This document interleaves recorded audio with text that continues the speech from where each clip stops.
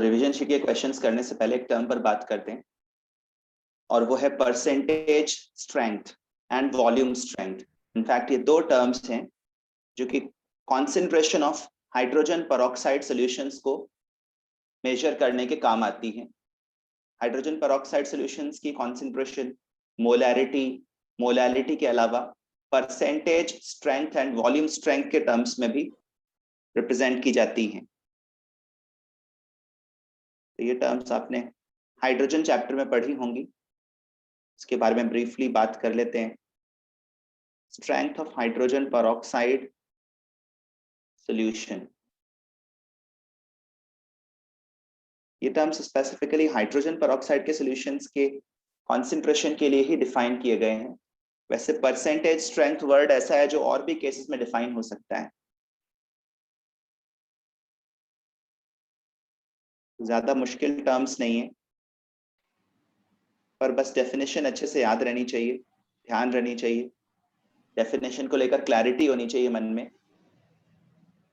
Percentage strength का मतलब होता है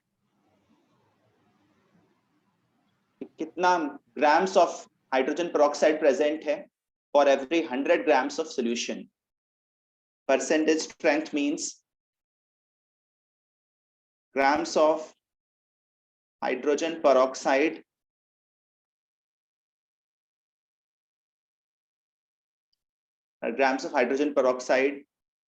dissolved per 100 ml of H2O2 solution. Hydrogen peroxide को वाटर में डिसॉल्व करके जो एक्वस सॉल्यूशन बनाया गया है, उसका अगर अपन 100 मिलीलीटर सैंपल लें तो उस 100 मिलीलीटर सैंपल में कितने grams of hydrogen peroxide present रहेंगे, डिसॉल्व रहेंगे, उसको परसेंटेज स्ट्रेंथ बोलते हैं। जैसे कि नाम से जाहिर हो रहा है, परसेंटेज, परसेंट पर 100 पार्ट्स ऑफ सॉल्यूशन कितने पार्ट्स H2O2 के हैं वो अपन को बताना है। पर इंटरेस्टिंगली यहाँ पर H2O2 के लिए मास लेते हैं और सॉल्यूशन के लिए वॉल्यूम लेते हैं मिलीलीटर्स में। 100 मिलीलीटर्स ऑफ सॉल्यूशन में कितने ग्राम्स ऑफ H2O2 है वो परसेंट है। परसेंट, यहाँ पर सेंट जो है वो 100 मिलीलीटर को रिप्रेजेंट कर रहा है, ठीक है। फॉर एग्जाम्पल, अगर अपने पास 1 मोलर H2O2 सॉल्यूशन हो और उसकी परसेंटेज स्ट्रेंथ फाइंड करनी हो 1 मोलर H2O2 सॉल्यूशन की, तो बहुत आसान है। 1 मोलर का मतलब for 1 liter solution we have 1 moles of H2O2। लेकिन अभी अपन को परसेंटेज स्ट्रेंथ 100 ml सॉल्यूशन के कॉरेस्पॉन्डिंग फाइंड करनी है। 1000 ml में 1 मोल H2O2 है, तो 100 ml सॉल्यूशन अगर होता तो कितना H2O2 प्रेजेंट होता? इसका जवाब है 0.1 मोल्स। और क्या 0.1 मोल्स ऑफ H2O2 का अपन मास फाइंड कर सकते हैं? How many grams of H2O2 is there in 0.1 moles of H2O2? 3.4 grams. का molar mass 34 grams per mole होता है, तो 0.1 moles of H2O2 will mean 3.4 grams of H2O2. 3.4 grams of H2O2 present है 100 ml solution में। ऐसे situation में हम बोलेंगे कि हमारे पास 3.4% H2O2 सॉल्यूशन है। This is the way of writing. We have a 3.4% H2O2 solution. दूसरे वर्ड्स में 1 molar H2O2 solution and 3.4% H2O2 solution, ये दोनों इक्विवेलेंट क्वांटिटीज हैं।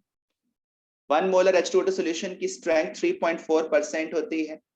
3.4% H2O2 solution की मोलैरिटी 1 मोलर होती है। तो ये दोनों इक्विवेलेंट टर्म्स हैं। 3.4% H2O2 solution and 1 molar H2O2 solution, these are equivalent quantities. और इस इक्विवेलेंस का फायदा ये होता है कि अपन को मोलैरिटी गिवन हो तो अपन डायरेक्टली परसेंटेज स्ट्रेंथ बता सकते हैं। जैसे किसी और क्वेश्चन में आपको गिवन है 0.025 मोलर H2O2 सॉल्यूशन, तो ये सिंपल यूनिटरी मेथड का क्वेश्चन हो गया। 1 मोलर H2O2 सॉल्यूशन की स्ट्रेंथ 3.4% है। अब अगर मैं लेफ्ट हैंड साइड में 0.025 से मल्टीप्लाई कर रहा हूं तो राइट हैंड साइड भी 0.025 से मल्टीप्लाई हो जाएगी। ये परसेंटेज स्ट्रेंथ हो जाएगी H2O2 सॉल्यूशन की। आप ये मल्टीप्लिकेशन करके देखिए कितना आता है। 0.34 का 1/4 0.17 0.085% H2O2 सॉल्यूशन हो जाएगा।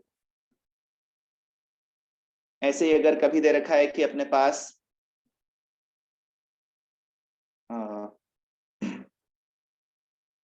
0.68% H2O2 सॉल्यूशन है और उसकी मोलैरिटी फाइंड करनी है, मोलैरिटी।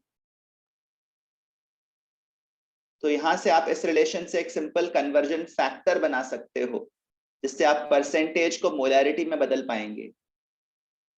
मोलैरिटी वाला टर्म ऊपर रखिए, परसेंटेज स्ट्रेंथ नीचे मेंशन करिए।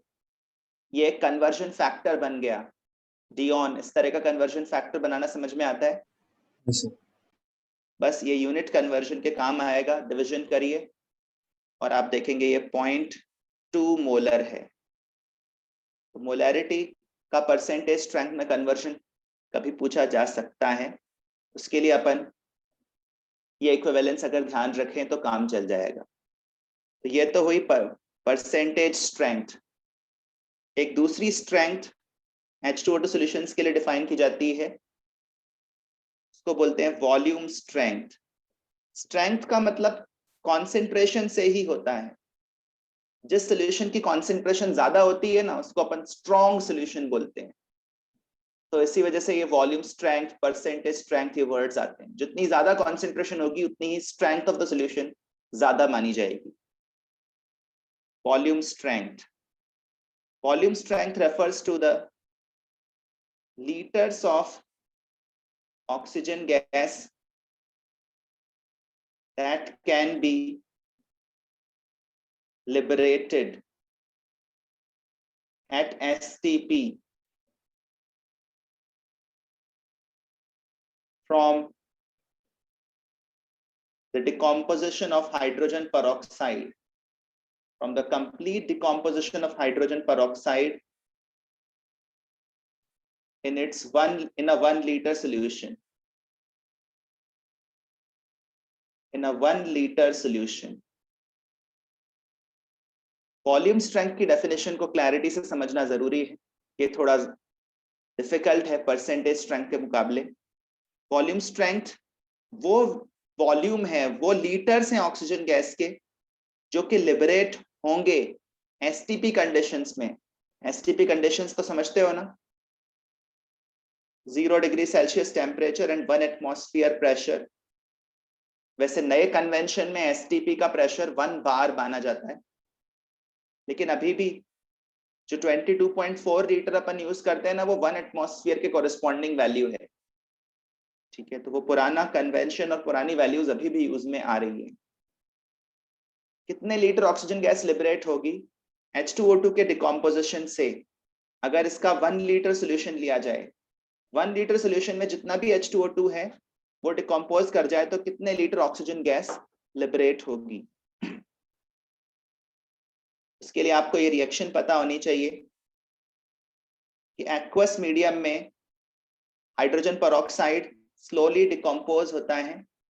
ये डिस्प्रपोर्शनेशन रिएक्शन है and this is a slow first order reaction. ठीक है, इस तरह से डिस्प्रपोर्शनेट होता है। ऑक्सीजन का ऑक्सीडेशन स्टेट -1 से -2 एंड 0 जा रहा है। 1 लीटर H2O2 सॉल्यूशन में जितना भी H2O2 है उसके डिकम्पोजिशन से O2 बनेगा और O2 बाहर एस्केप होगा और इस एस्केप्ड ऑक्सीजन का वॉल्यूम एसटीपी कंडीशंस में कितना होगा, वही वॉल्यूम स्ट्रेंथ है। इस बात को समझने के लिए फिर से 1 मोलर सॉल्यूशन कंसीडर करते हैं। Consider 1 molar H2O2 solution. 1 molar solution मतलब अगर अपने पास 1 लीटर H2O2 सॉल्यूशन हो तो उसमें कितने मोल्स H2O2 के होंगे? 1 मोल H2O2 के। अब ध्यान से समझते जाना, अगर 1 मोल H2O2 के हैं तो ऑक्सीजन कितने मोल्स लिबरेट होगी, जल्दी बताओ। 0.5 0.5 2 मोल H2O2 से 1 मोल O2, मतलब 1 मोल H2O2 से 0.5 मोल ऑक्सीजन गैस लिबरेट होगी।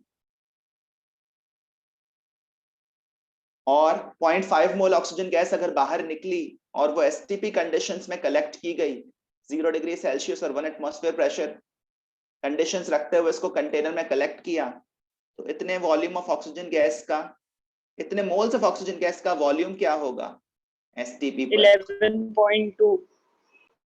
राइट, 22.4 लीटर वॉल्यूम होता है एसटीपी कंडीशंस में 1 मोल आइडियल गैस का। तो 0.5 मोल्स का इजीली फाइंड हो जाएगा। 11.2 लीटर्स ऑक्सीजन गैस लिबरेटेड। कुछ लोगों को ये बात डाइजेस्ट करने में बहुत प्रॉब्लम होती है कि यार सोल्यूशन तो 1 लीटर था, इसमें से 11.2 लीटर गैस कैसे निकल के आ गई? क्या 1 लीटर में से 11.2 लीटर कोई चीज निकल सकती है संगम? तो क्या ऐसे सोचना सही है? सर नहीं, क्योंकि ये तो लिक्विड सोल्यूशन है ना, ये लिक्विड का वॉल्यूम है और ये किसका वॉल्यूम है? गैस का। गैस जब एस्केप होगी तो एक्सपैंड करेगी या नहीं? गैस को जितने कम प्रेशर पर कलेक्ट करोगे उसका वॉल्यूम उतना ही बढ़ता जाएगा। तो और भी कम प्रेशर रहता तो और भी ज्यादा वॉल्यूम ऑक्यूपाई करती, ज्यादा प्रेशर रहता तो कम वॉल्यूम ऑक्यूपाई करती। तो इस तरह से सोच के परेशान मत होना कि 1 लीटर में से 11.2 लीटर कैसे निकल गया। ये तो लिक्विड सोल्यूशन था और ये गैस है, इन दोनों का वॉल्यूम अपन कंपेयर नहीं कर सकते, ठीक है ना, डायरेक्टली। तो 1 लीटर सोल्यूशन से 11.2 लीटर ऑक्सीजन गैस लिबरेट हुई, यही इसकी वॉल्यूम स्ट्रेंथ है। जितनी ज्यादा कॉन्सेंट्रेशन रहेगी H2O2 की, 1 लीटर में H2O2 के उतने ही ज्यादा मोल्स होंगे। H2O2 के जितने ज्यादा मोल्स होंगे उतने ही ज्यादा ऑक्सीजन के मोल्स प्रोड्यूस होंगे और उतना ही ज्यादा उसका वॉल्यूम होगा। मतलब जितना ज्यादा वॉल्यूम ऑक्सीजन का लिबरेट होगा उतना ही कॉन्सेंट्रेशन ज्यादा रहेगी इस सोल्यूशन की, एंड वाइस वर्सा। नव्या, ये बात समझ में आ रही है? Yes sir. More concentrated the solution will be, more would be the liters of oxygen gas liberated and higher is the volume strength. इस पर्टिकुलर सोल्यूशन को अपन बोलेंगे कि हमारे पास 11.2 वॉल्यूम H2O2 सोल्यूशन है। 1 मोलर H2O2 सोल्यूशन की volume strength 11.2 volume होती है। लिखने का तरीका ये होता है 11.2 वॉल्यूम H2O2 सोल्यूशन। तो ये मोलैरिटी और वॉल्यूम स्ट्रेंथ का रिलेशन आ गया। इससे पहले मैंने 1 मोलर H2O2 सॉल्यूशन की परसेंटेज स्ट्रेंथ बताई थी 3.4% और अब वॉल्यूम स्ट्रेंथ बता दी 11.2 वॉल्यूम, ठीक है ना। अगर मोलैरिटी गिवन रहे तो डायरेक्टली वॉल्यूम स्ट्रेंथ में कन्वर्ट कर पाओगे यहां से, और वॉल्यूम स्ट्रेंथ गिवन रहे तो मोलैरिटी में कन्वर्ट कर लोगे। फॉर एग्जांपल अगर बोला कि अपने पास 1.4 वॉल्यूम H2O2 सॉल्यूशन है, 1.4 वॉल्यूम H2O2 सॉल्यूशन का इंटरप्रिटेशन क्या है पहले तो ये समझो। 1.4 वॉल्यूम H2O2 सॉल्यूशन बोलने का मतलब है कि 1 लीटर H2O2 सॉल्यूशन लेने पर जो ऑक्सीजन गैस लिबरेट हुई उसने एसटीपी कंडीशंस में कितना वॉल्यूम ऑक्यूपाई किया है? 1.4 लीटर्स। 1.4 लीटर्स। बाकी मोलैरिटी में कन्वर्जन तो आसान है, इस वाले रिलेशन से कन्वर्जन फैक्टर बनेगा 1 molar upon 11.2 volume H2O2 solution.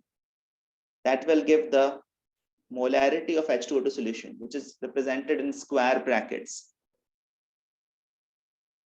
तो देखिए डिवाइड करके डिवीजन हो रहा है क्या?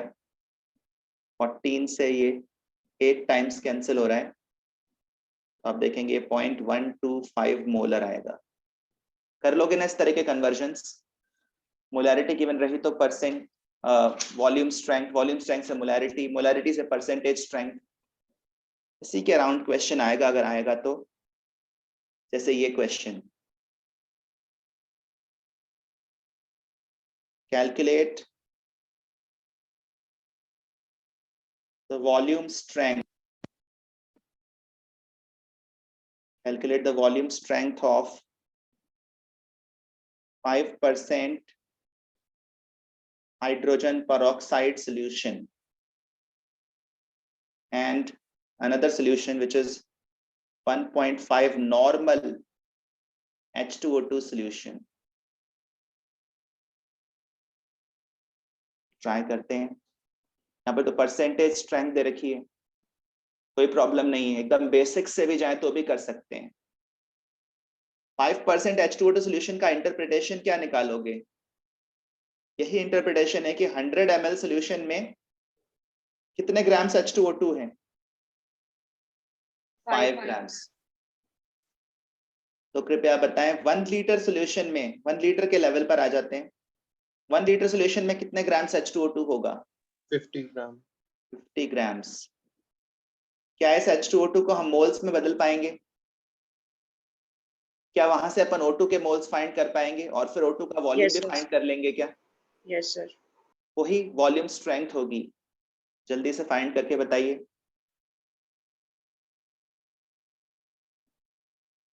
Litres of oxygen gas liberated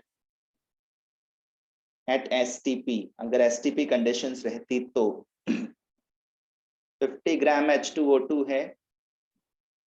पहले उसके मोल्स फाइंड करते हैं, उसके लिए मोलर मास से डिवाइड किया, उसके बाद O2 के मोल्स तक पहुंचते हैं। तो बताइए O2 के मोल्स कैसे फाइंड होंगे? H2O2 के मोल्स को हाफ करके, क्योंकि 2 मोल्स ऑफ H2O2 के डिकम्पोजिशन से 1 मोल O2 गैस प्रोड्यूस होती है, और मोल्स ऑफ O2 आ गए तो उनका वॉल्यूम फाइंड करने के लिए 22.4 लीटर का फैक्टर मल्टीप्लाई करिए। वैसे अगर प्रेशर 1 बार माना जाए तो ये वॉल्यूम 22.7 होता है लेकिन क्वेश्चंस में अभी भी 22.4 लीटर ही मोस्टली यूज में लेते हैं। आप भी इसी को यूज में लीजिए और कैलकुलेट करके देखिए क्या वैल्यू आती है। 11.2 से 50 को मल्टीप्लाई करें तो 112 into 5 will become 560 upon 34. 2 से cancel, 280, 110, 6, 8, 16.5 लीटर्स। आप में से कोई कैलकुलेट करके कंफर्म कीजिए ये वैल्यू मिल रही है क्या? 16.47। इसका मतलब यही वॉल्यूम स्ट्रेंथ है। 1 लीटर सॉल्यूशन लेने पर H2O2 के डिकम्पोजिशन से 16.5 लीटर ऑक्सीजन मिलता है STP कंडीशंस में। Hence we will say that we have a 16.5 volume H2O2 solution. This is the volume strength. ऐसे ही सेकेंड वाले पार्ट में नॉर्मेलिटी से आगे बढ़ना है। नॉर्मेलिटी से आगे बढ़ना है तो फिर आपको n फैक्टर पर पता करना पड़ेगा। नॉर्मेलिटी बेस्ड क्वेश्चन भी कभी आ सकता है, ऑल्दो अब नॉर्मेलिटी बेस्ड क्वेश्चंस रेयरली आते हैं। x फैक्टर को मोलैरिटी से मल्टीप्लाई करके नॉर्मेलिटी मिलती है, और x फैक्टर या n फैक्टर वो नंबर ऑफ इलेक्ट्रॉन्स हैं जो एक मॉलिक्यूल गेन या लूज कर रहा है H2O2 का। तो ये डिस्प्रपोर्शनेशन रिएक्शन है। क्या आप मुझे पता लगा के बता पाओगे कि एक मॉलिक्यूल H2O2 का कितने इलेक्ट्रॉन्स गेन या लूज कर रहा है? एक ऑक्सीजन एटम -1 से -2 गया, एक ऑक्सीजन एटम -1 से 0 गया। एक ऑक्सीजन एटम ने या तो एक इलेक्ट्रॉन गेन किया है या फिर एक इलेक्ट्रॉन लूज किया है, लेकिन बात यहां पर 2 ऑक्सीजन एटम्स की है। तो आप देखेंगे 2 इलेक्ट्रॉन्स का गेन है और 2 इलेक्ट्रॉन्स का लॉस है। For every H2O2 molecule 2 electrons are being gained और 2 electrons are being lost. तो इस रिएक्शन में n फैक्टर क्या हुआ? जल्दी बताइए। n फैक्टर या x फैक्टर जिसको बोलते हैं वो 2 है। तो बस यहाँ से मोलैरिटी आ जाएगी। नॉर्मेलिटी का क्वेश्चन आए तो मेरी सलाह यही है कि आप उसको मोलैरिटी में लेकर आए, 2 से डिवाइड करें, n फैक्टर से डिवाइड करें, 0.75 मोलर। क्या 0.75 मोलर H2O2 सॉल्यूशन की वॉल्यूम स्ट्रेंथ बताई जा सकती है, जबकि 1 मोलर सॉल्यूशन की वॉल्यूम स्ट्रेंथ 11.2 होती है। तो 0.75 की कितनी होगी? 0.75 into 11.2. 0.75 into 11.2 volume H2O2। ये फाइंड करिए, मेरे ख्याल से 8.4 आएगा। 8.4 वॉल्यूम H2O2 सॉल्यूशन का मतलब है for 1 liter of H2O2 solution upon complete decomposition we obtain 8.4 liters of oxygen gas at STP। Definition अगर क्लैरिटी से पता रहे तो क्वेश्चन आसानी से हो जाएगा।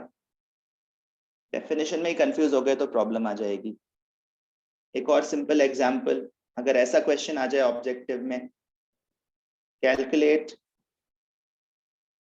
द वॉल्यूम ऑफ या millilitres of H2O2 solution of strength 6 volume which liberates 1020 milliliters of oxygen gas at STP। क्या वॉल्यूम होगा उस H2O2 सॉल्यूशन का जिसकी स्ट्रेंथ लेबल की हुई है 6 वॉल्यूम और जो 1020 मिलीलीटर ऑक्सीजन गैस लिबरेट कर रहा है STP पर? सोचकर बताइए कैसे करेंगे। तो आया कुछ समझ में? ये 6 वॉल्यूम को ही अगर अपन ने अच्छे से इंटरप्रेट कर लिया तो क्वेश्चन हो जाएगा। 6 वॉल्यूम का इंटरप्रिटेशन क्या है?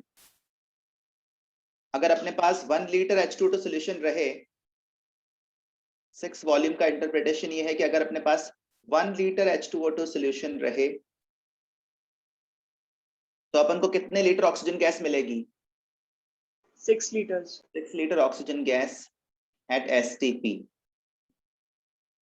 तो ठंडे दिमाग से सोचो, 1 लीटर से 6 लीटर मिलती है, 1 ml से 6 ml मिलेगी, 1020 ml मिल रही है, तो सॉल्यूशन कितना रहा होगा?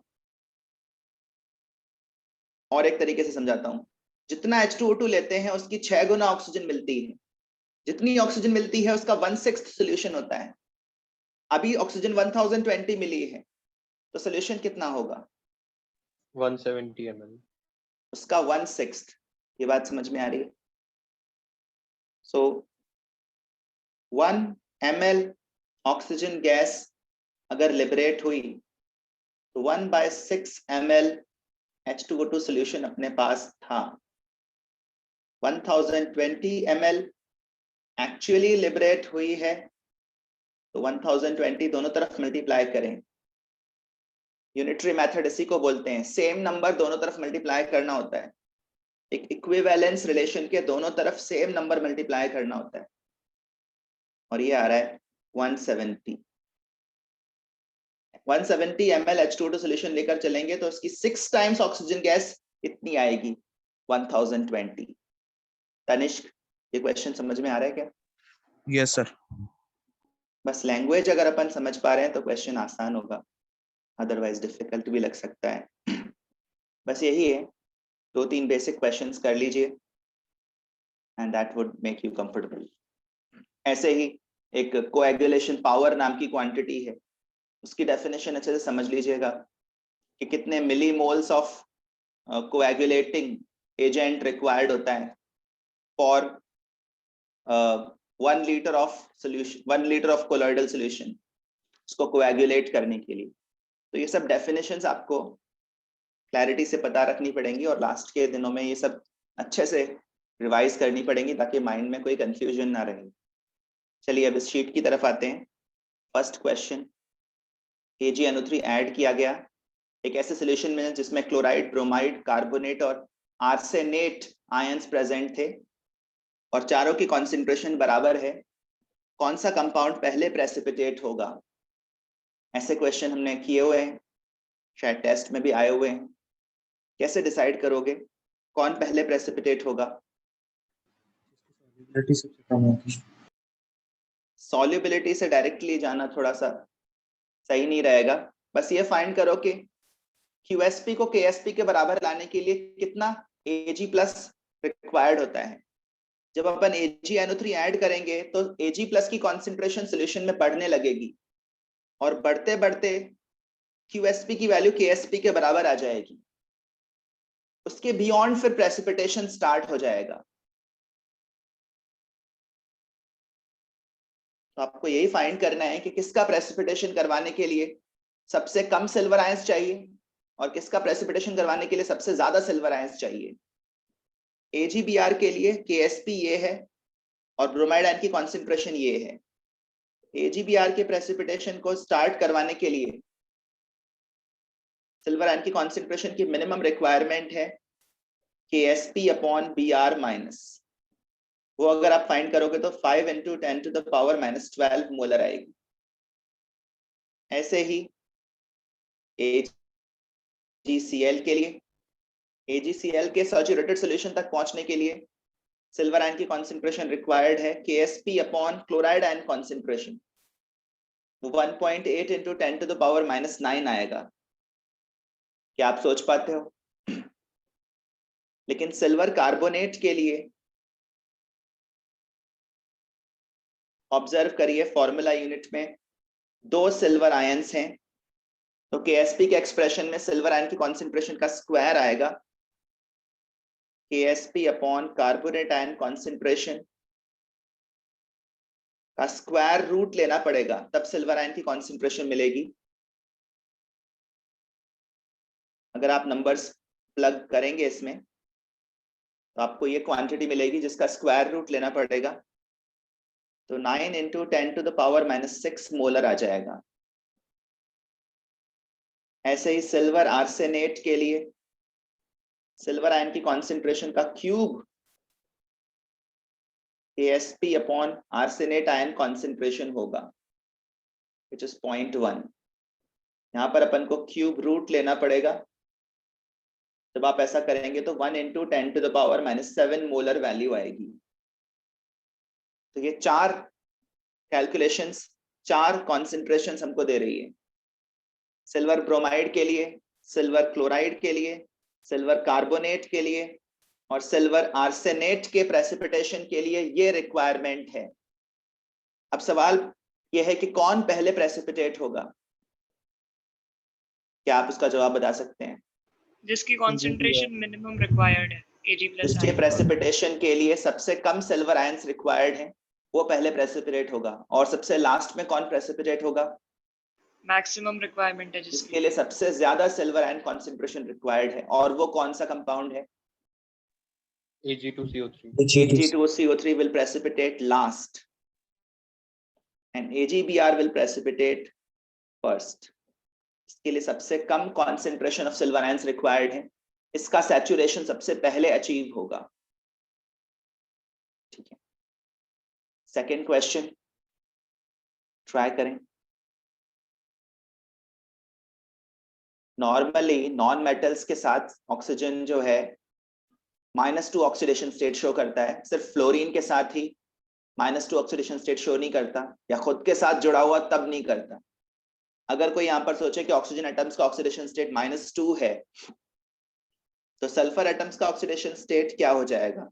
मान लो वो X है, तो 2X + 8 × -2 should be -2, sum of all oxidation states। यहाँ से 2X की वैल्यू आप देखेंगे 14 आ रही है और X की वैल्यू 7 आ जाएगी। सॉल्व करने में आसान लग रहा है? क्या आप 7 आंसर रिपोर्ट करना चाहोगे? Can No. Sulphur atoms exhibit an oxidation state of +7? नहीं। क्यों नहीं? बिकॉज सल्फर है 6 वैलेंस इलेक्ट्रॉन्स ओनली, उससे तो ज्यादा जा नहीं सकता। इसका मतलब यह हुआ कि इसका मतलब यही हुआ कि सारे ऑक्सीजन एटम्स का ऑक्सीडेशन स्टेट -2 नहीं है। तो यहाँ पर एक्चुअली आपको स्ट्रक्चर का आइडिया होना चाहिए, तभी ये क्वेश्चन आप कर पाएंगे। या फिर ये पता होना, ये मान लो कि सभी सल्फर एटम्स अपने हाईएस्ट ऑक्सीडेशन स्टेट में हैं। सल्फर सभी तरफ से ऑक्सीजन से जुड़ा हुआ है। अगर सभी तरफ से ऑक्सीजन से जुड़ा रहेगा तो उसका ऑक्सीडेशन स्टेट +6 ही हो जाएगा, क्योंकि वो अपने से ज्यादा इलेक्ट्रोनेगेटिव एटम से जुड़ा हुआ है ना, तो बॉन्ड के सारे इलेक्ट्रॉन्स ऑक्सीजन को ट्रांसफर हो जाएंगे, तो सल्फर +6 स्टेट में आ जाएगा। बचे हुए 8 ऑक्सीजन एटम्स का ऑक्सीडेशन स्टेट अगर x मान लें तो ये एवरेज ऑक्सीडेशन स्टेट होगा। इन सबका सम -2 करें, 8x की वैल्यू आप देखेंगे यहां से -14 आएगी, x की वैल्यू -7/4 आएगी, दैट इज -1.75। या तो आप इस तरह से सोच पाते हो कि सल्फर का ऑक्सीडेशन स्टेट +6 होगा, तब तो कहानी फिर भी आसान हो सकती है। अदरवाइज आपको स्ट्रक्चर पता होना चाहिए। इस क्वेश्चन का सही आंसर तभी मिलेगा। इस आयन में एक परऑक्सी लिंकेज है, ऑक्सीजन ऑक्सीजन लिंकेज है। सल्फर के अराउंड 6 बॉन्ड्स हैं और वो सभी 6 बॉन्ड्स ऑक्सीजन के साथ बने हुए हैं। कोई सल्फर सल्फर लिंकेज नहीं है, बट ऑक्सीजन ऑक्सीजन परऑक्सी लिंकेज जरूर है। ये सारे ऑक्सीजन एटम्स -2 स्टेट में हैं एक्चुअली। इन सबका ऑक्सीडेशन स्टेट -2 है, जो भी सल्फर से जुड़े हुए हैं उन सबका। लेकिन जो आपस में जुड़े हुए हैं उनका ऑक्सीडेशन स्टेट -2 नहीं है, क्योंकि इनके खुद के बॉन्ड के इलेक्ट्रॉन्स को अपन इक्वली डिवाइड करेंगे। सल्फर के साथ जो बॉन्ड है उसके इलेक्ट्रॉन्स तो ऑक्सीजन को देंगे, पर इनका खुद का जो बॉन्ड है उसको इक्वली डिवाइड करेंगे, और जब इक्वली डिवाइड करेंगे तो ऑक्सीजन को सिर्फ एक ही इलेक्ट्रॉन का फायदा हो पाएगा। अगर आप फाइंड करोगे तो आपको पता चलेगा कि मिडिल वाले ऑक्सीजन एटम्स का ऑक्सीडेशन स्टेट -1 है और कॉर्नर वाले ऑक्सीजन एटम्स का -2 है। और फिर आप एवरेज लीजिएगा, 6 oxygen atoms with -2, 2 oxygen atoms with -1, सबके ऑक्सीडेशन स्टेट्स ऐड करिए और नंबर ऑफ ऑक्सीजन एटम्स से डिवाइड करिए। This is the average oxidation number, और यहां से भी आपको -1.75 ही मिलेगा। ठीक है। एक एटम का इंडिविजुअल ऑक्सीडेशन स्टेट कभी भी फ्रैक्शनल नहीं हो सकता, लेकिन एवरेज ऑक्सीडेशन स्टेट फ्रैक्शनल हो सकता है। जैसा कि आप यहाँ पर देखिए, ऑक्सीजन एटम्स के ऑक्सीडेशन स्टेट्स -2 और -1 है, लेकिन एवरेज वैल्यू फ्रैक्शनल आ रही है। Next is third question. कितने gram of sulphur 15 gram of naphthalene के साथ मिक्स किया, फ्रीजिंग पॉइंट दे रखा है, कितने सल्फर एटम्स हैं इस एलोट्रोपिक फॉर्म में, ये आपको बताना है। सल्फर को नेफ्थलीन में डिसॉल्व किया है। ट्राई करिए, 30 सेकेंड्स। तो फ्रीजिंग पॉइंट डिप्रेशन फाइंड करना होगा। कुछ भी हिंट नहीं है तो यही मानेंगे कि ये सॉल्यूट डिसोसिएट या एसोसिएट नहीं कर रहा है। फ्रीजिंग पॉइंट डिप्रेशन तो 2.8 डिग्री का है। अगर आप देखें तो वैन टॉप फैक्टर 1 मान के चलेंगे। KF की वैल्यू 6.8 दे रखी है। फ्रीजिंग पॉइंट डिप्रेशन और दूसरे colligative properties molar mass determination के काम आते हैं, और यहाँ भी अपन को सॉल्यूट का मोलर मास फाइंड करना होगा, तभी अपन नंबर ऑफ सल्फर एटम्स जज कर पाएंगे। ये मोल्स हो गए, नीचे kilograms of solvent. Molar mass के लिए अगर अपन सॉल्व करने जाएं तो 6.8 इंटू 1.2 अपॉन 2.8 इंटू 0.015, इस तरह से नंबर्स आएंगे। इसको एवेल्युएट करके अगर आप देखेंगे तो ये वैल्यू अराउंड 190 ग्राम्स पर मोल आती है। 190 ग्राम्स पर मोल अगर ये वैल्यू आ रही है, इसका मतलब एक मॉलिक्यूल का मास 190 AMU है। मान लो उसमें X सल्फर एटम्स हैं, क्योंकि ये सल्फर का ही एलोट्रोपिक फॉर्म है। तो 1 SX molecule is weighing 190 AMU. तो क्या अपन x की वैल्यू फाइंड कर पाएंगे? इसके लिए 190 को 32 से डिवाइड करिए और ये अप्रोक्सीमेटली 6 आएगा। तो इस एलोट्रोपिक फॉर्म में सल्फर एटम्स 6 हैं पर मॉलिक्यूल। ये थोड़ा सा कैलकुलेशन है, आपको करके देखनी पड़ेगी। हाँ संगम बोलो।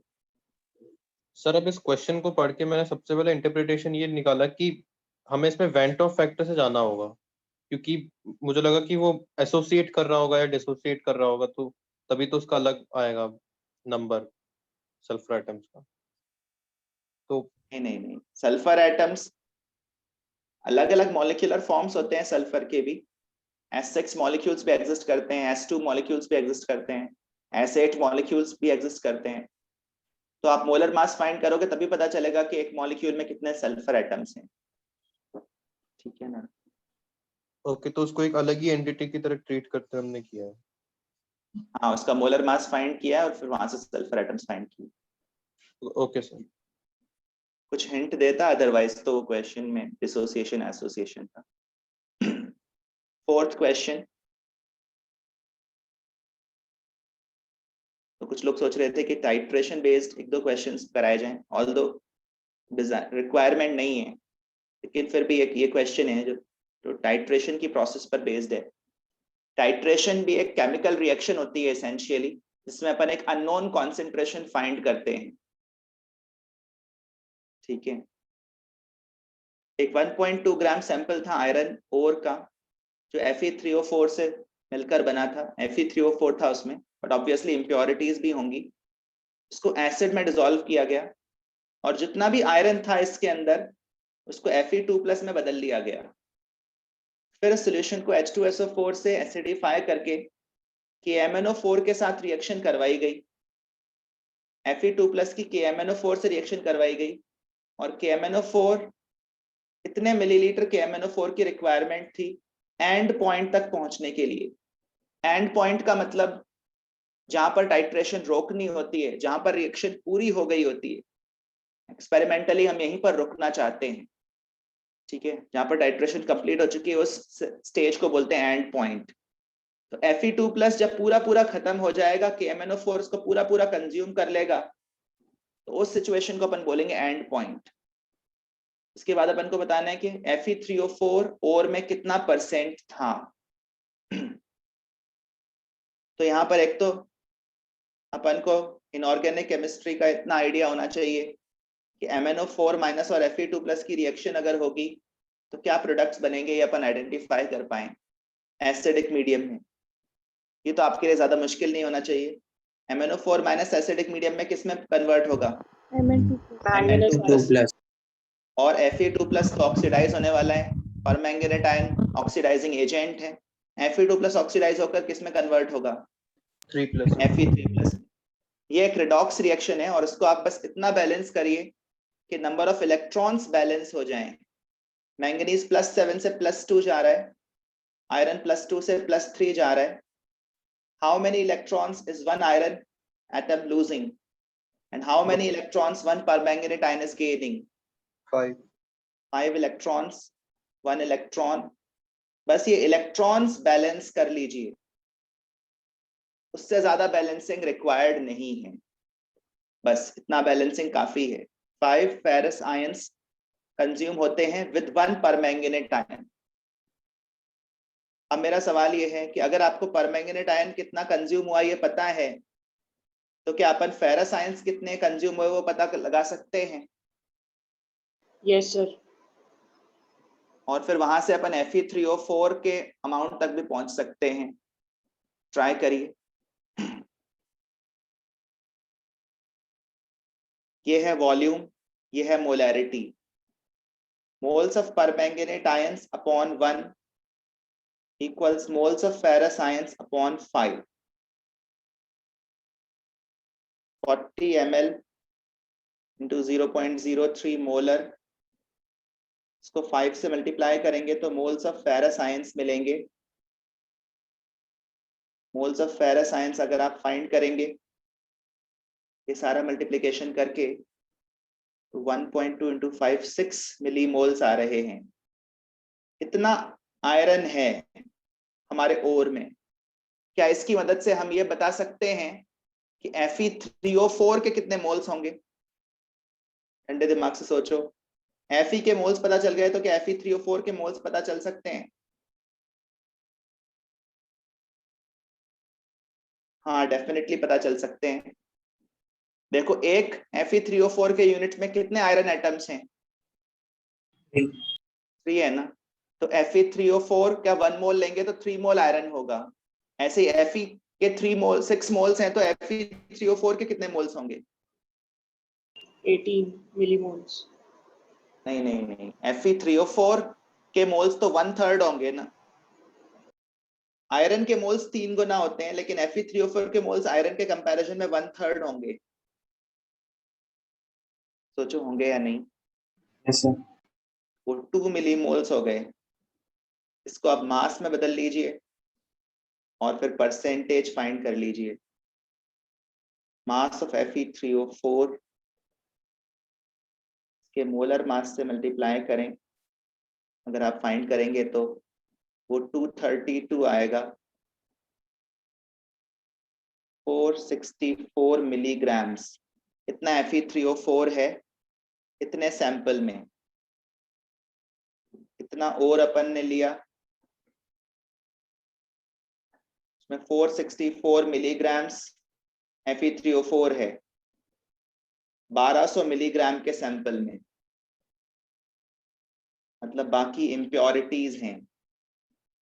कितना परसेंट Fe3O4 का है?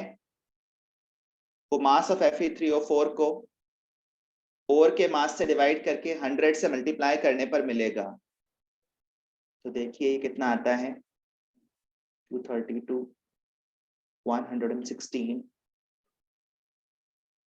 अगर आप 38% 38.66% आएगा, 38.7%। और वो फर्स्ट ऑप्शन है, अगर आप ऑप्शंस में जाकर देखेंगे तो। सर जो आपने मास ऑफ ओर निकाला था हम्म, सर, उसमें आपने Fe2 प्लस को मतलब 1/3 कहा था, लेकिन सर यहाँ पर ओर के अंदर तो ऑक्सीडेशन स्टेट डिफरेंट है ना Fe का, Fe2 प्लस। हाँ, इसीलिए आपको क्वेश्चन की पूरी लैंग्वेज अच्छे से पढ़नी पड़ेगी। पहली लाइन पढ़िए, उसमें क्या लिखा हुआ है। 1.2 grams of iron ore containing Fe3O4 is dissolved in acid and all the iron is reduced to Fe2 plus. All the iron, जितना भी आयरन है वो Fe2 plus में रिड्यूस कर दिया गया, चाहे वो +3 में ही क्यों ना रहा हो। इसका मतलब सिंपली ये है कि जितना भी आयरन Fe3O4 में था उतना ही आयरन Fe2 plus के फॉर्म में मिला है। ये बात समझ में आ रही है? इसलिए अपन Fe2 plus के मोल्स से Fe3O4 के मोल्स रिलेट कर सकते हैं। इस तरह के क्वेश्चंस नहीं आएंगे, take my word on this, but still अगर आप चाहते हैं इसको डिस्कस करना तो मैंने एक क्वेश्चन डिस्कस कर लिया। 5th क्वेश्चन रीड करिए और ट्राई करिए। एक फ्लास्क है जिसमें नियॉन और आर्गन गैसेस हैं। इतने मोल्स ऑफ नियॉन है जिसका ये प्रेशर है। अगर आर्गन इतना प्रेशर लगा रहा है तो कितना मास है आर्गन का फ्लास्क में? नियॉन के मोल्स दे रखे हैं, नियॉन का प्रेशर दे रखा है, आर्गन का प्रेशर दे रखा है, लेकिन आर्गन के मोल्स नहीं दे रखे। तो क्या आर्गन के मोल्स फाइंड किए जा सकते हैं? सोचिए और आंसर तक पहुंचने की कोशिश करिए। तो क्या पार्शियल प्रेशर मोल्स के प्रोपोर्शनल होता है? Yes, sir. तो partial pressure of argon proportional to moles of argon, partial pressure of neon proportional to moles of neon. अगर इन दोनों को मैं डिवाइड कर दूं, partial pressure of argon upon partial pressure of neon, तो मुझे moles of argon upon moles of neon मिल जाएंगे। क्या यहां से मैं मास ऑफ आर्गन भी फाइंड कर पाऊंगा? डेफिनेटली फाइंड कर सकते हैं। 492 और 205 इनके पार्शियल प्रेशर्स हैं mmHg में। मोल्स को लिख सकते हैं मास अपॉन मोलर मास। क्या आप जानते हो आर्गन का मोलर मास कितना होता है? 40 ग्राम्स पर मोल। नियॉन के तो मोल्स ही दे रखे हैं 0.25, बस यहां से हो जाएगा। इन दोनों नंबर्स को मल्टीप्लाई करना है, मल्टीप्लाई करोगे तो ये 10 आएगा और ये 10 इस तरफ शिफ्ट करना है, तो हो गया 492/205 into 10। This should not be a very difficult calculation। 5 से कैंसिल करिए, 5 से कैंसिल करा तो 41 टाइम्स जाएगा और 41 इसको भी कैंसिल करेगा जहां तक मुझे लग रहा है, 12 टाइम्स कैंसिल करेगा तो ये 24 ग्राम्स आंसर आएगा। Third option. अच्छा क्वेश्चन है, इजी भी है but at the same time गलती भी हो सकती है। Sixth question, when the substances sodium solid, bromine gas, bromine liquid, NaBr solid are arranged in the order of increasing molar entropy at 25 degrees Celsius, which order is correct? Entropy का ascending order बना पाओगे? दिमाग लगाओ। सबसे ज्यादा 1 मोल substance की entropies लेनी है। मोलर एंट्रोपी का मतलब सबके 1 मोल लिए जा रहे हैं। सबसे ज्यादा एंट्रोपी किसकी होगी? Bromine gas. आंसर तो खैर यहीं से आ रहा है, थर्ड ऑप्शन। पर यहाँ पर ये भी ऑब्जर्व करो, Na सॉलिड की एंट्रोपी NaBr सॉलिड से कम बताई हुई है, हालांकि दोनों ही सॉलिड स्टेट में है, लेकिन Na सॉलिड की एंट्रोपी कम बताई हुई है। इसका क्या रीजन आपको लगता है? Pure crystalline solid. हाँ, NaBr को भी अपन प्योर ही बोलेंगे, इम्प्योर नहीं बोलेंगे, क्योंकि ionic compounds are also pure. हाँ, पर ये जरूर है कि इसमें एक ही तरह के एटम्स हैं और इसमें 2 तरह के आयंस हैं, तो 2 तरह के आयंस प्रेजेंट होने पर डिसऑर्डर ज्यादा माना जाएगा। एक्चुअली सेम टाइप के एटम्स रहेंगे तो ऑर्डर ज्यादा माना जाएगा, और ऑर्डर ज्यादा माना जाएगा तो एंट्रोपी कम होगी। 7th question, this graph is actually not very clear, but let me tell you, यहाँ पर ये 0.20 है, ये 0.40, ये 0.60, 0.80 और ये ऊपर 1 है, और एक्स एक्सिस पर टाइम है 20, 30, 40, 50, 60 सेकेंड्स, और आपको बताना है rate of disappearance of the reactant eight 10 seconds. 10 seconds के कोरिस्पॉन्डिंग रेट ऑफ डिसअपियरेंस क्या है रिएक्टेंट का? ये कैसे फाइंड कर पाएंगे? क्या हम इसी स्टेट की कॉन्सेंट्रेशन फाइंड करके कॉन्सेंट्रेशन को टाइम से डिवाइड कर दें? क्या यही करना है, कॉन्सेंट्रेशन डिवाइडेड बाय टाइम?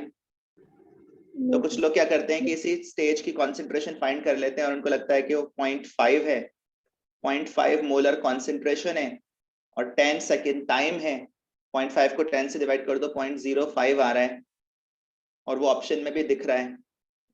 क्या सेकेंड ऑप्शन मार्क कर दें? एक्चुअली इस क्वेश्चन में हमसे इंस्टेंटेनियस रेट पूछा है, और इंस्टेंटेनियस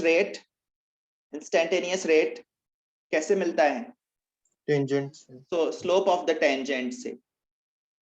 अब एग्जाम में अगर आपके पास स्केल नहीं है तो आप अंदाजे से ही एक टेंजेंट ड्रॉ करिए, जैसे अभी मैं करूंगा। 10 सेकेंड्स पर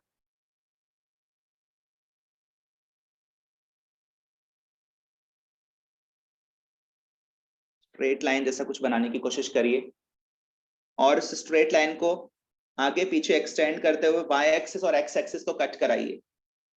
वाई एक्सिस की रीडिंग लीजिए, एक्स एक्सिस की रीडिंग लीजिए, और इस स्ट्रेट लाइन का स्लोप फाइंड करिए। स्लोप का सिर्फ मैग्नीट्यूड चाहिए।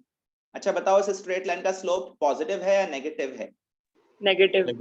नेगेटिव स्लोप क्या सिग्निफाई कर रहा है? ऑब्वियसली ये रिएक्टेंट है और इसकी कॉन्सेंट्रेशन कम हो रही है, तो rate of change of concentration तो नेगेटिव ही होगा, लेकिन रेट ऑफ रिएक्शन एक पॉजिटिव क्वांटिटी होती है। ये मिडल वाला पॉइंट लगभग 0.7 हो जाएगा, 0.6 और 0.8 के बीच में, अंदाजे से बोल सकते हैं।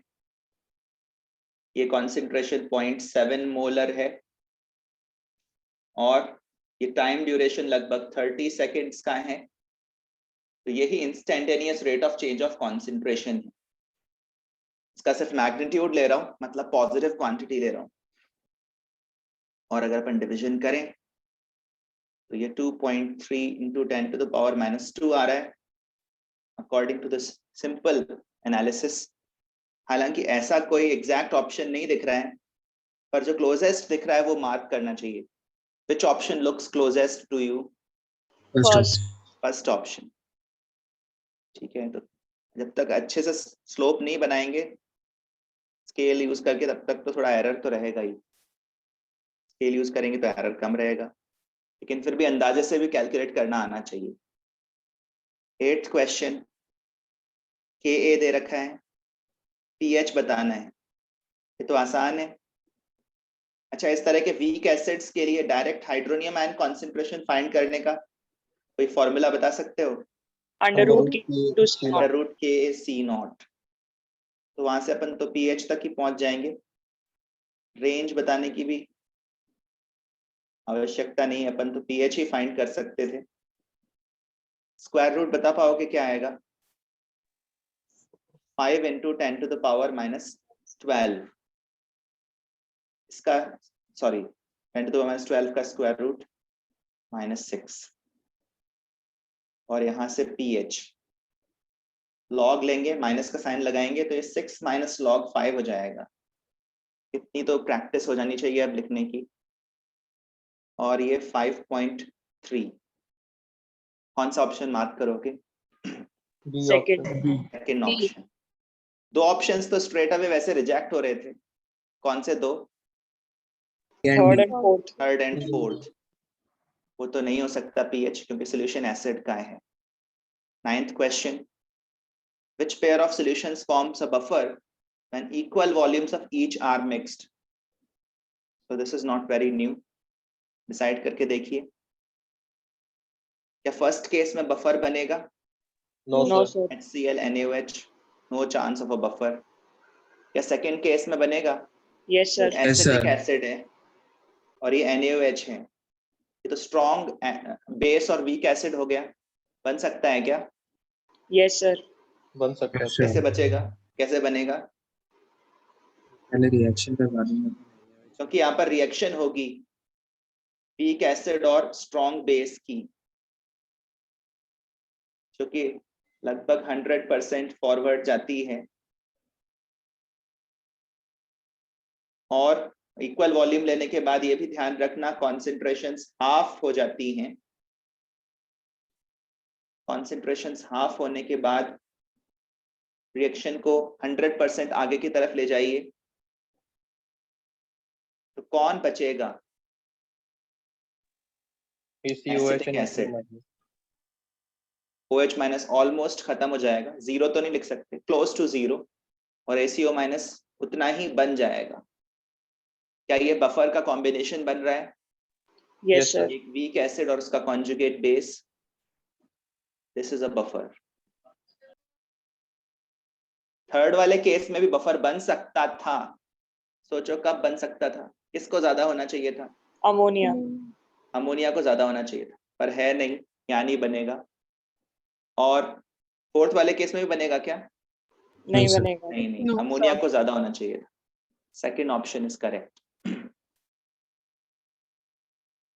10th question, how many significant figures should be reported in the answer to the calculation? Assume all numbers are experimentally determined. संगम कुछ पूछना है? सर जो अभी हमने बफर वाला जो क्वेश्चन किया उसमें दोनों की एग्जैक्टली सेम आ रही थी कॉन्सेंट्रेशन, तब तो ठीक है। जो हैंडरसन हैसेलबैक इक्वेशन हम लगाएंगे उसमें तो वो लॉग वाली टर्म्स तो जीरो ही हो जाएंगी। राइट, तो pH pK के इक्वल हो जाएगा। अच्छा, फिर वो तो बाद pH में will be equal to pK। Add करेंगे तो होगा, ठीक है। तो सिग्निफिकेंट डिजिट्स पर लास्ट टाइम बात हुई थी। एक मिनट तनिष, इसमें मल्टीप्लिकेशन डिवीजन भी है और एडिशन भी है। मल्टीप्लिकेशन डिवीजन अपने आप में एक ही मैथमेटिकल ऑपरेशन माना जाता है, और इसमें फाइनल आंसर में least number of significant digits के अकॉर्डिंग डिसीजन लेते हैं। यहाँ पर बीच में एक डेसिमल पॉइंट है, 0.0042 है, प्लीज मेक दैट करेक्शन। तो ये फर्स्ट वाले नंबर में कितने सिग्निफिकेंट डिजिट्स हैं? 5। सेकेंड वाले में 3, नीचे वाले में 2 हैं। इस डिवीजन मल्टीप्लिकेशन की बात हमारे फाइनल आंसर में जो यहाँ से निकल के आएगा उसमें कितने सिग्निफिकेंट डिजिट्स होने चाहिए? 2 सिग्निफिकेंट डिजिट्स। और ये जो नंबर है इसमें कितने सिग्निफिकेंट डिजिट्स हैं? 4। इसमें 4 हैं। ठीक है ना? तो एडिशन अब करना है। एडिशन में अपन डेसिमल के बियॉन्ड कितने डिजिट्स आ रहे हैं वो देखते हैं, और जिसमें मिनिमम होते हैं उसके अकॉर्डिंग ही आंसर देते हैं। पर यह बात अब पक्की हो चुकी है इसको देखने के बाद कि इसमें 4 सिग्निफिकेंट डिजिट्स हैं, उसमें 2 हैं, तो किसी भी तरह से हमारे आंसर में 2 से ज्यादा सिग्निफिकेंट डिजिट्स तो नहीं आ सकते, चाहे कैलकुलेटेड वैल्यू कैसी भी आए, 2 से ज्यादा सिग्निफिकेंट डिजिट्स नहीं आ पाएंगे।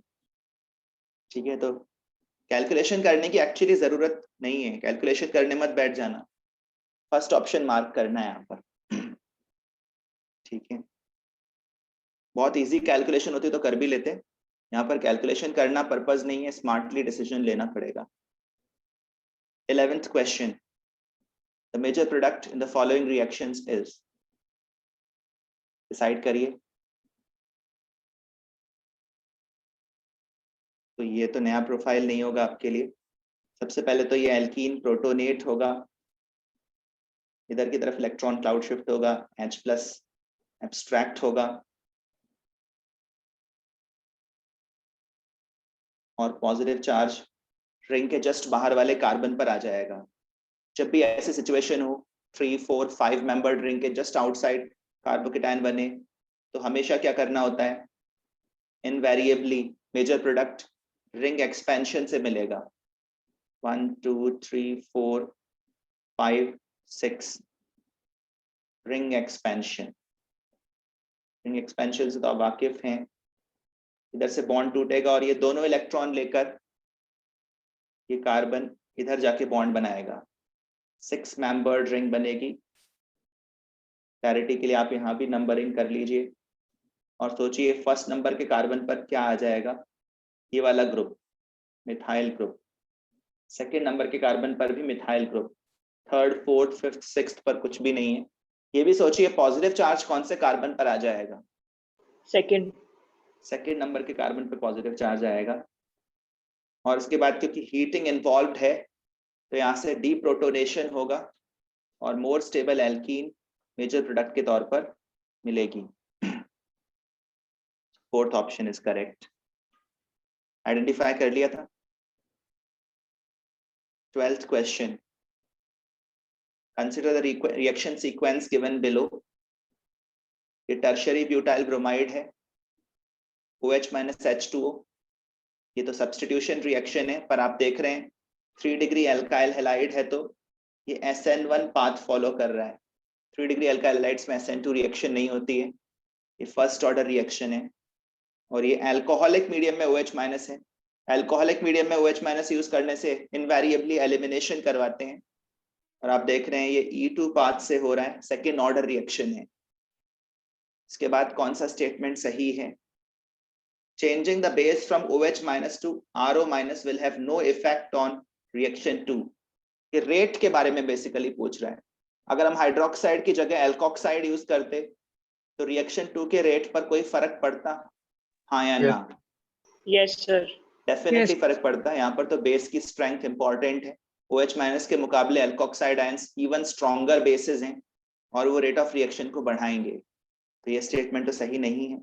Changing the concentration of base will have no effect on reaction 1।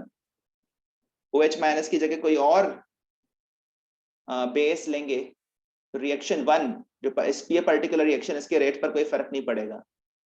बोलो हाँ या ना? Yes, sir. नहीं पड़ेगा। ये SN1 रिएक्शन है, इसमें न्यूक्लियोफाइल की स्ट्रेंथ या बेस की स्ट्रेंथ मैटर नहीं करती।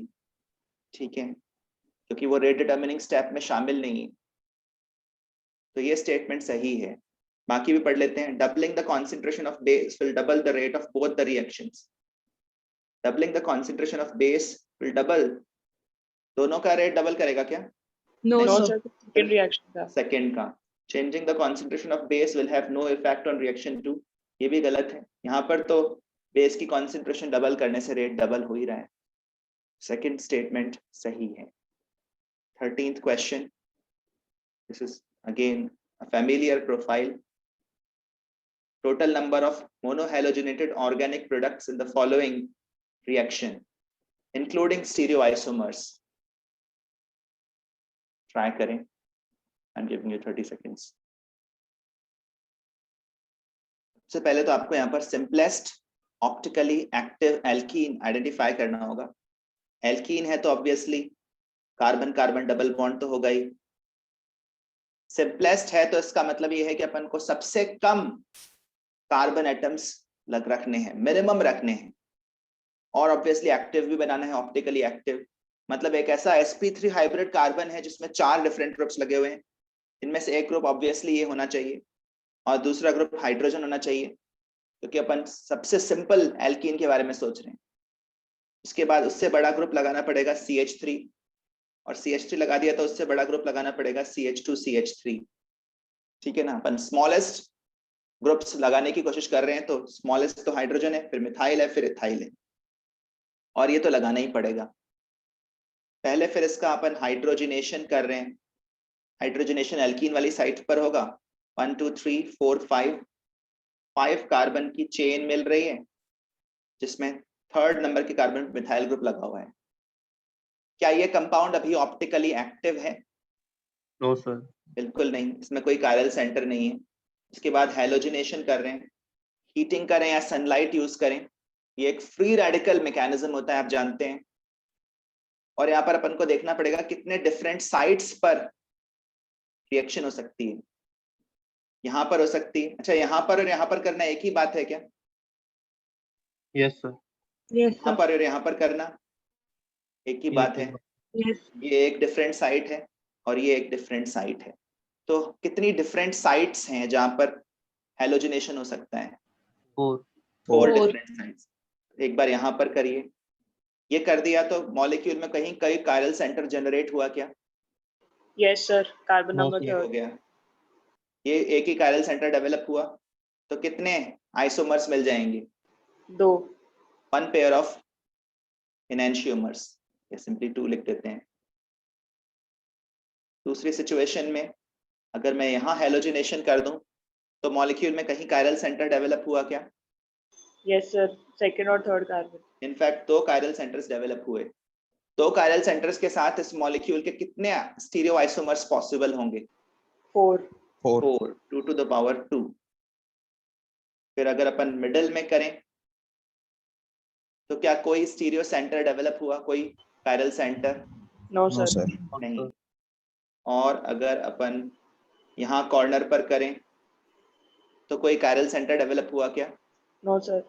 अभी भी नहीं हुआ, क्योंकि ये 2 ग्रुप्स तो सेम ही है, कोई कायरल सेंटर नहीं, ये भी अकेला ही है। तो टोटल कितने स्टीरियो आइसोमर्स बन रहे हैं?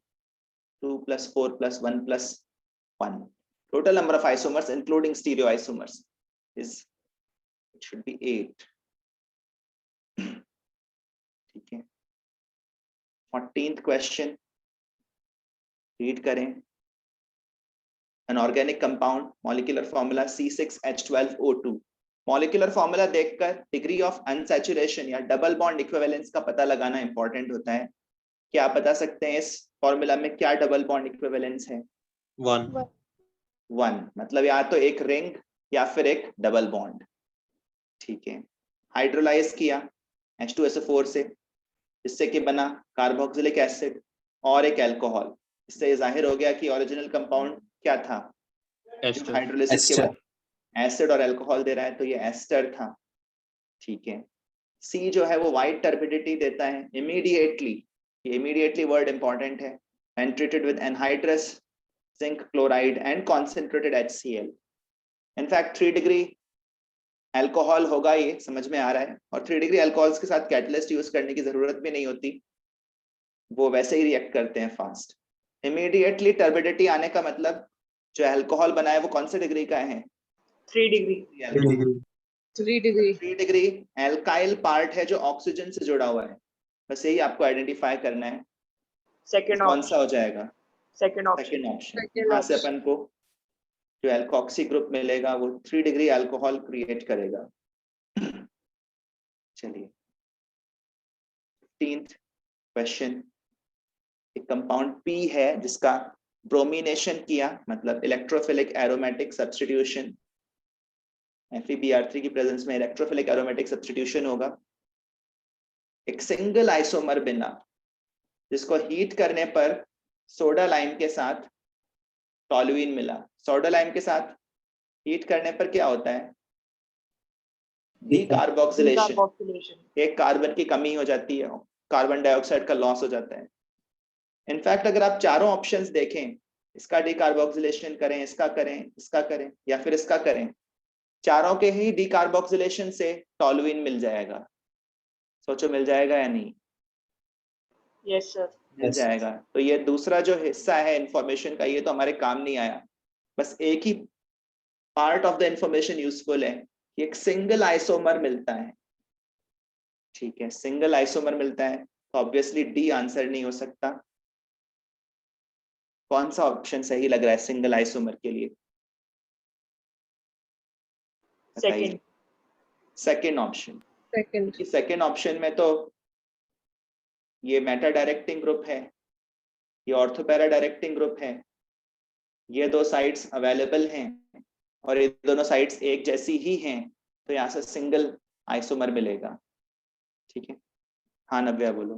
सर लेकिन फोर्थ ऑप्शन में डीकार्बोक्सिलेशन तो सबसे ज्यादा फेवर्ड होगा ना?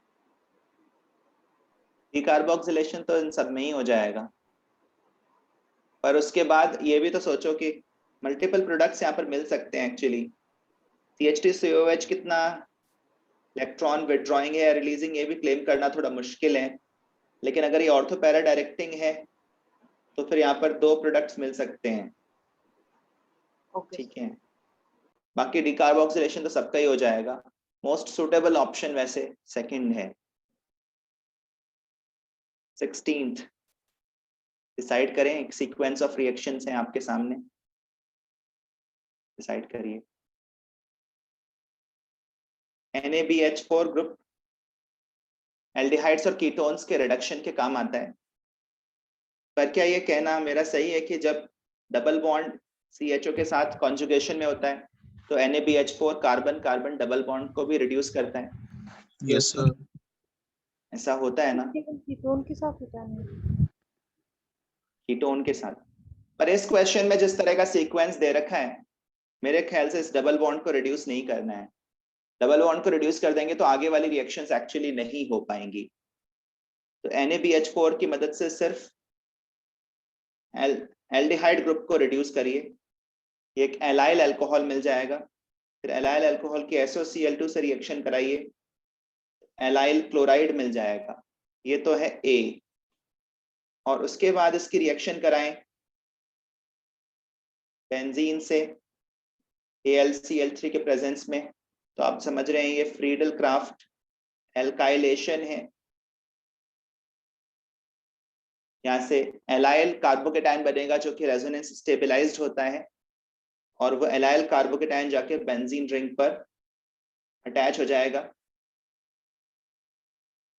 1 2 3 इस तरह का प्रोडक्ट मिलेगा। अगर यहाँ पर डबल बॉन्ड को भी रिड्यूस करते तो 2 प्रॉब्लम्स हो जाती। मान लो डबल बॉन्ड को रिड्यूस कर दिया तो ये अल्कोहल मिलता, और फिर बाद में क्लोराइड बना के जब फ्रीडल क्राफ्ट एल्काइलेशन कराते तो फिर कार्बोकेटाइन का रीअरेंजमेंट होना था और 2 डिग्री कार्बोकेटाइन बन जाना था। और अगर 2 डिग्री कार्बोकेटाइन अगर अपन बेंजीन रिंग पर लगा दें तो कोई सा भी ऑप्शन फिर सेटिस्फाई नहीं करेगा। और Yes, दूसरी sir. प्रॉब्लम ये होगी कि अगर अपन डबल बॉन्ड को रिड्यूस कर देंगे तो फिर HBr या DBr के साथ रिएक्शन भी नहीं हो पाएगी। ठीक है ना, क्योंकि वो ये रिएक्शन तो डबल बॉन्ड पर ही करानी है। तो रिएक्शन सीक्वेंस देखते हुए डिसीजन लेना पड़ेगा। वैसे जहां तक मुझे ध्यान आ रहा है, डबल बॉन्ड कार्बोनिल ग्रुप के साथ कॉन्जुगेशन में रहता है तो NaBH4 उसको रिड्यूस कर देता है, पर यहाँ पर नहीं करवाना है रिएक्शन के डिमांड्स के अकॉर्डिंग। और फिर DBr, D+Br-, पहले इलेक्ट्रॉन क्लाउड की शिफ्टिंग D+ एक्सट्रैक्ट होगा अच्छा, एक चीज और है यहाँ पर बेंजाइलिक और कार्बोकेटाइन। कैच कि यहाँ पर ये जो कार्बोकेटाइन बन रहा है ये बेंजीन रिंग से थोड़ा दूर बन रहा है, क्या इसको अपन रीअरेंज करने के बारे में सोचेंगे? Yes sir. करना तो चाहिए। Benzylic carbocation is more stable, और जब भी कार्बोकेटाइन हाइड्राइड या एल्काइड शिफ्टिंग के जरिए, मिथाइल शिफ्टिंग के जरिए ज्यादा स्टेबल हो सकता हो तो हम ऐसा करते हैं। और फिर यहाँ ब्रोमाइड अटैक करने से मेजर प्रोडक्ट मिलेगा। इस तरह के रीअरेंजमेंट्स बहुत फास्ट होते हैं, फेवर्ड होते हैं, इन्हीं से मेजर प्रोडक्ट मिलता है। रीअरेंजमेंट इस बात की पहचान होता है कि रिएक्शन में कार्बोकेटाइन बना था, कार्बोकेटाइंस को कार्बोकेटाइन ही रीअरेंज करेगा, ये प्रोडक्ट होना चाहिए, विच इज सेकंड ऑप्शन। तो ये भी अच्छा क्वेश्चन है, इतना आसान नहीं है। 17th क्वेश्चन, ये टर्शियरी ब्यूटॉक्साइड है, पहचान रहे हो उसको? और ये जो ग्रुप है ये अपने आप में एक अच्छा लीविंग ग्रुप होता है। जैसे आपने शायद एक अच्छे लीविंग ग्रुप के बारे में पढ़ा हो, तो साइलेट आयन, पैरामिथाइल सल्फोनिल क्लोराइड की रिएक्शन कराते हैं अल्कोहल के साथ, तो यहाँ पर HCl के लॉस के बाद एक तरह का एस्टरिफिकेशन जैसी रिएक्शन है ये, और ये वाला ग्रुप यहाँ पर जुड़ जाएगा अल्कोहल के साथ, and this is called OTS, tosylate group. और ये अपने आप में अच्छा लीविंग ग्रुप होता है, वेरी गुड लीविंग ग्रुप। इसको लेने से रिएक्शन फास्टर हो जाती है, SN2E2 रिएक्शंस फास्टर हो जाती हैं, इवन SN1 और E1 भी। क्या बता सकते हो यहाँ पर कौन सी रिएक्शन होने जा रही है? हीटिंग भी लिखी हुई है, tertiary butoxide and strong base भी है, E2। यहाँ पर E2 रिएक्शन होगी। पर टर्शियरी ब्यूटॉक्साइड आयन के बारे में एक बात और समझ लो कि ये स्टेरिकली हिंडर्ड बेस है। कौन सा वाला बीटा हाइड्रोजन रिमूव करना ये प्रेफर करेगा? ये जो 1 डिग्री बीटा हाइड्रोजन है ये रिमूव करना प्रेफर करेगा। अच्छा, और ये 1 डिग्री हाइड्रोजन रिमूव होगा, कॉर्नर पर डबल बॉन्ड आएगा। और उसके बाद अपन कर रहे हैं ओजोनोलिसिस। ये रिडक्टिव ओजोनोलिसिस नहीं है, इनफैक्ट ऑक्सीडेटिव ओजोनोलिसिस है। क्या प्रोडक्ट्स बनेंगे? अगर अपन नेसेंट ऑक्सीजन को रिड्यूस नहीं करेंगे जिंक या Me2S यूज करके, तो कार्बोक्सिलिक एसिड तक कहानी पहुंच जाएगी। इनफैक्ट फॉर्मिक एसिड भी ऑक्सीडाइज हो जाता है और CO2 और H2 में कन्वर्ट हो जाता है। ऑल्दो अगर आप ऑप्शंस देखें तो यहाँ पर फॉर्मिक एसिड को ऑक्सीडाइज नहीं किया गया है, फोर्थ ऑप्शन आंसर होगा। ठीक है, 18th क्वेश्चन ट्राई करिए। तो यहाँ पर दो रिएक्शंस हैं, पहले HBr के साथ। HBr ऑब्वियसली कहां पर अटैक करेगा? ईथर का क्लीवेज करेगा, और वो क्लीवेज किस तरफ से होगा? क्या ब्रोमाइड आयन इस वाली साइट पर अटैक करेगा? No sir. इस बार, या फिर ऊपर वाले साइड पर अटैक करेगा? ऊपर वाली साइड पर। ऊपर वाली साइड पर अटैक करेगा। यहाँ फिनाइलिक कार्बन पर अटैक नहीं करेगा। यहाँ पर वैसे भी पार्शियल डबल बॉन्ड कैरेक्टर होता है, ये बॉन्ड डिफिकल्ट टू ब्रेक होता है। इधर से बॉन्ड ब्रेक होगा, और इस बॉन्ड ब्रेकिंग के बाद इधर तो फिनॉल बन जाएगा, और यहाँ से 1 2 1 2 3 कार्बन के बाद यहाँ Br लगा रहेगा, ये भी CH2Br है। फिर Na ईथर के साथ ये कौन सी रिएक्शन करवाई जा रही है? Wurtz reaction. Wurtz reaction. Intramolecular reactions actually ज्यादा फेवर्ड मानी जाती हैं, क्योंकि किसी दूसरे मॉलिक्यूल के साथ कोलाइड नहीं करना होता, और स्पेशली तब जब अच्छी रिंग बन रही हो। यहाँ पर वर्ड्स रिएक्शन हुई, इस तरह के रेडिकल्स बने और ये आपस में कंबाइन किए, तो कितने मेंबर की रिंग बन जाएगी? 6 member. 1 2 3 4 5 6 membered ring. Fourth option should be correct. Simply on the basis of the final answer upon fourth option mark कर सकते हैं, क्योंकि वो फाइनल आंसर सिर्फ एक ही ऑप्शन में सही दिख रहा है। 19th question.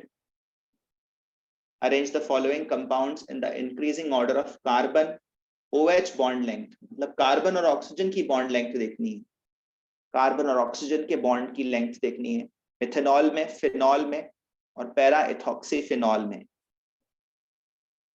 मिथेनॉल तो ये है, इस बॉन्ड पर फोकस करना है, फिनॉल ये है और पैरा इथॉक्सी फिनॉल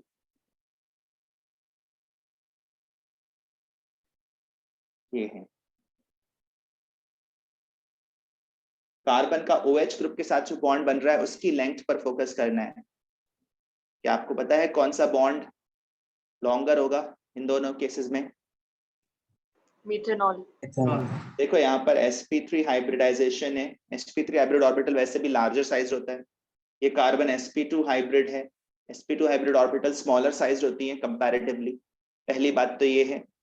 दूसरी बात ये है कि मिथेनॉल में कोई रेजोनेंस नहीं है, फिनॉल में ये लोन पेयर कॉन्जुगेशन में इन्वॉल्व है। क्या ऐसा होने से कार्बन ऑक्सीजन बॉन्ड में डबल बॉन्ड कैरेक्टर डेवलप होगा? Yes sir. Double bond character develop होने से बॉन्ड लेंथ पर क्या इफेक्ट पड़ेगा? Decrease होगा. कम होएगी। ये डिक्रीज होगी, स्मॉलर बॉन्ड लेंथ। मिथेनॉल की बॉन्ड लेंथ ज्यादा होनी चाहिए।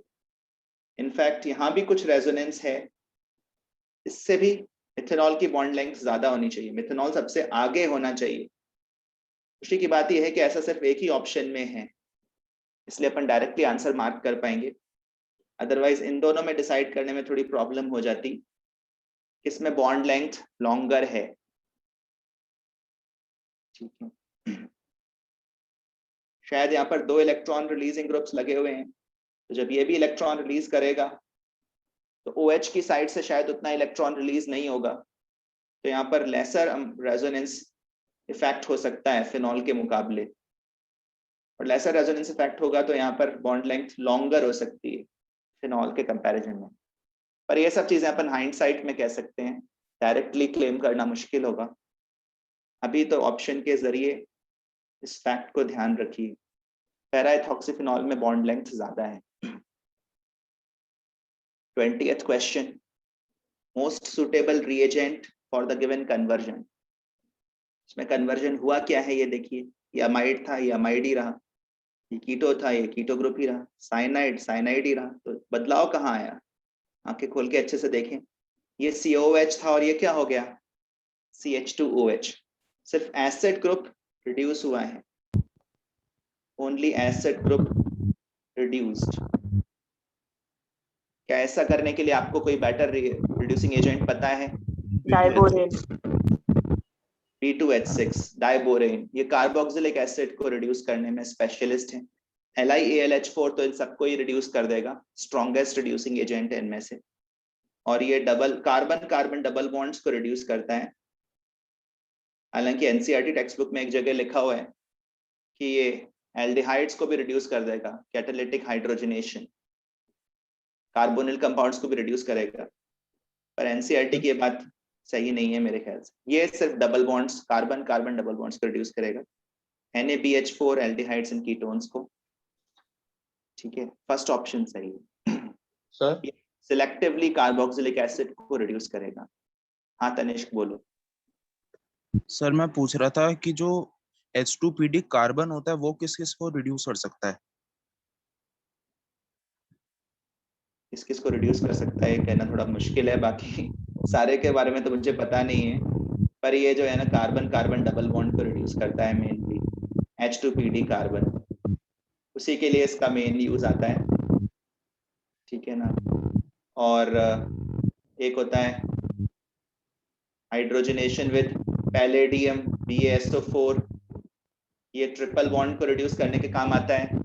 और एसिड क्लोराइड्स को भी रिड्यूस करता है एल्डिहाइड्स में, इसको रोजेनमेंट रिडक्शन बोलते हैं।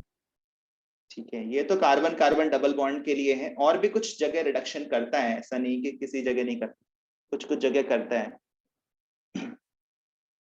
पर ये एल्डिहाइड्स कीटोन्स को नहीं करेगा।